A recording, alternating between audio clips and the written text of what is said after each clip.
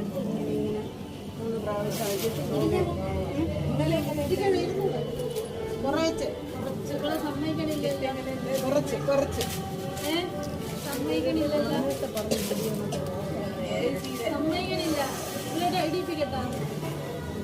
അവക്ക് അറിഞ്ഞൂടാ. നീ ഇട്ട് കാണിച്ചിട്ട് പിന്നെ ഇട്. കളയാൻ പാടില്ല. കുറച്ച് കുറച്ച് കുറച്ച് 2 കാലും നേരെ